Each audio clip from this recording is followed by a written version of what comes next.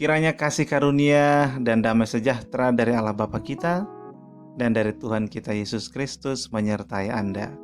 Saya Bob Tivens, Anda sedang mendengarkan Renungan Sore edisi Minggu 28 Agustus 2022. Dan kita akan melanjutkan pembahasan kita dari kitab Roma 1 ayat yang ke-3. Kita mulai dari yang pertama aja ya.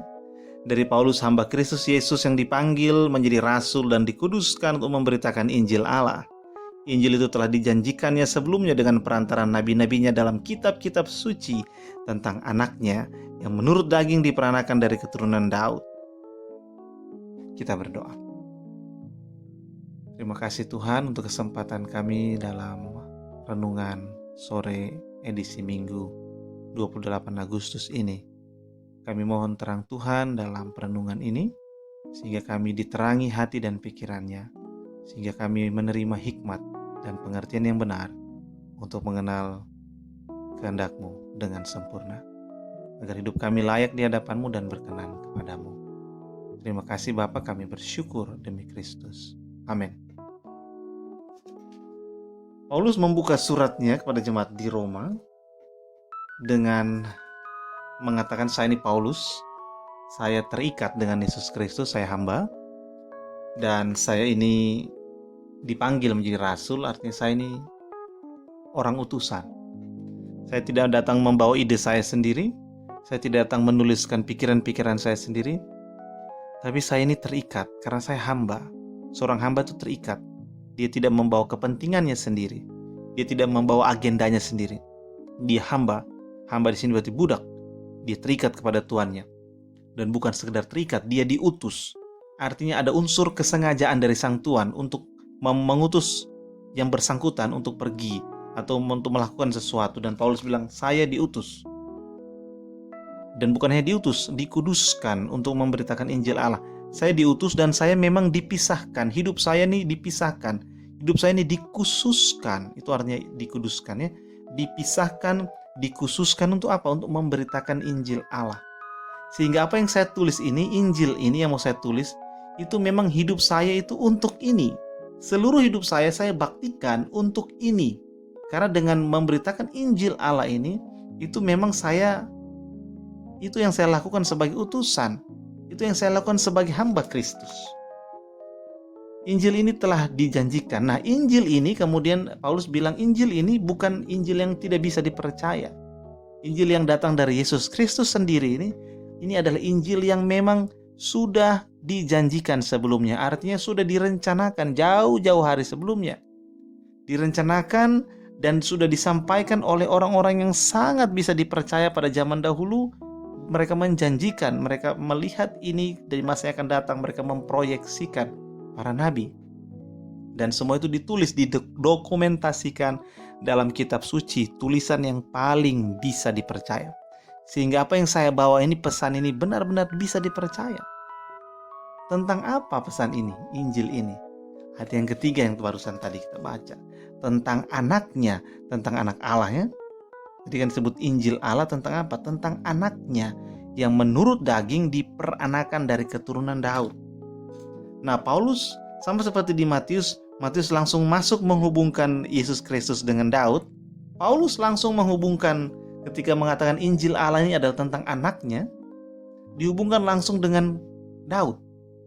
Apa yang membuat dihubungkan dengan keturunan Daud ini, dengan Daud, sehingga dikatakan Yesus adalah menurut daging adalah keturunan Daud. Arti menurut daging sendiri adalah sebagai manusia, Yesus adalah keturunan Daud, itu artinya. Tapi kenapa dihubungkan dengan Daud? Karena itu hubungannya dengan janji di ayat yang kedua. Ada janji bahwa akan ada anak yang lahir dan di bahunya itu ada lambang pemerintahan. Artinya bayi ini yang nanti lahir ini bayi yang akan menjadi raja, sama seperti yang orang Majus katakan di Matius. Bayi ini akan menjadi raja, ini sudah dijanjikan sebelumnya. Makanya dikaitkan dengan Daud. Karena Daud adalah raja Israel dan Daud menurunkan semua silsilah yang ada di Matius 1 itu. Itu semua kan dari Daud. dari keturunan Daud. Karena Saul sudah tidak bisa. Padahal Saul bukan keturunan dari sama dengan Daud, beda line ya kan, beda garis. Saul itu dari Benjamin, Daud itu dari Yehuda. Nah, ini hubungannya nanti dengan janji yang disampaikan jauh sebelumnya. Ini ribuan tahun. Karena Yesus dari keturunan Yehuda. Dan janji kepada Yehuda adalah ketika bapak dari Yehuda yaitu Yakub, ketika ada di istilahnya deathbed ya, ketika dia sudah mau meninggal dunia dan dia bernubuat kepada ke-12 anaknya, ketika tiba pada Yehuda dia bilang, tongkat kerajaan tidak akan beranjak dari Yehuda atau lambang pemerintahan dari antara kakinya sampai dia datang yang berhak atasnya, maka kepadanya akan takluk bangsa-bangsa. Jadi bahkan Yakub melihat jauh ke depan, dari keturunan Yehuda akan muncul seorang yang akan memegang tongkat kerajaan. Dan itu muncul Daud. Dan dari Daud muncul Yesus Kristus. Sehingga ini janji yang sudah sangat lama. Dan dari generasi ke generasi, mulai dari awal gitu. Sehingga ini Injil yang bukan hanya bisa dipercaya, bukan hanya terencana. Injil ini sangat jelas runtutannya. Sampai kemudian Yesus Kristus lahir sebagai manusia. Sehingga kalau ada tuduhan bahwa Yesus Kristus ini oleh orang Kristen dijadikan Tuhan, sementara kan Yesus Kristus bukan Tuhan. Yesus Kristus ini seorang nabi biasa saja gitu kan. Tidak ada bedanya dengan nabi lain. Enggak. Tidak ada nabi yang dijanjikan jauh sebelumnya, tidak ada.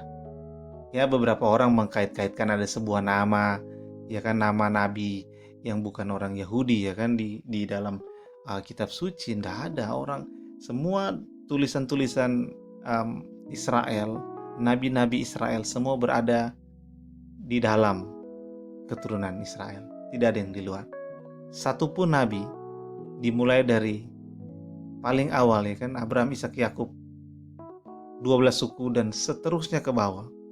Itu garis ini sangat jelas, sehingga tidak ada nabi di luar keturunan Israel, itu tidak ada. Menurut kitab suci tidak ada. Sehingga Yesus Kristus jelas, sangat jelas runtutannya. Dan Matius memperjelas itu dari sisi bapak ya kan, Yusuf. Lukas memperjelas itu dari sisi ibu, di mana keturunannya sangat jelas. Jadi ayat yang ketiga ini, ketika ayat yang kedua itu berbicara mengenai Injil itu sangat bisa dipercaya. Ayat yang ketiga menunjukkan Injil itu tentang anaknya Yesus Kristus, tentang anaknya, anak Allah yaitu Yesus Kristus. Ini sangat jelas karena runtutannya jelas, silsilahnya jelas. Janji-janji yang diucapkan para nabi itu benar-benar terjadi, benar-benar digenapi di dalam Yesus Kristus karena keturunannya jelas. Yehuda, Daud, raja-raja semua, raja-raja, kemudian keturunan di pembuangan 14 itu keturunan, dan kemudian muncullah Yusuf dan kemudian Yesus Kristus.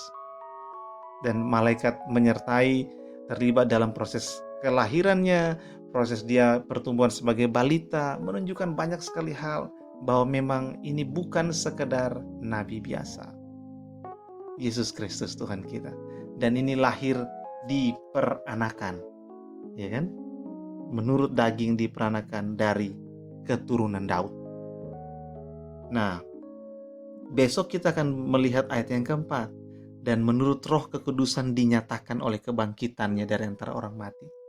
Ini lebih lagi, karena bukan sekedar keturunannya yang sangat jelas sampai dia lahir, karena ini menyangkut kematian, menunjukkan bahwa Yesus benar-benar bukan manusia biasa, bukan sekedar nabi.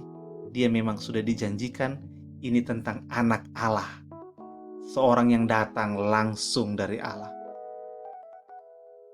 seseorang yang berasal dari Allah, seperti yang Yohanes katakan ya kan. Dia itu Allah yang menjadi manusia dan diam, dwell ya kan, tinggal, menetap di antara kita. Paulus memberitakan Injil itu, Injil tentang Yesus Kristus, yang dengan sangat bisa dipercaya beritanya. sangat jelas keturunannya, sehingga dia lahir untuk menggenapi janji-janji yang sudah diucapkan, bahkan dari nubuat Yakub tadi sampai di nabi-nabi yang lain, semuanya yang menjanjikan ada seorang yang nanti datang untuk memerintah selama-lamanya, itu ada dan terjadi dari keturunan Daud. Demikian perenungan kita pada renungan sore ini. Kita berdoa. Terima kasih Tuhan untuk firman Tuhan pada renungan sore edisi Minggu ini. Kami bersyukur padamu, terpujilah Engkau demi Kristus. Amin. Sejahtera dari Allah Bapa kita dan kasih karunia darinya menyertai Anda dan orang-orang yang Anda kasihi.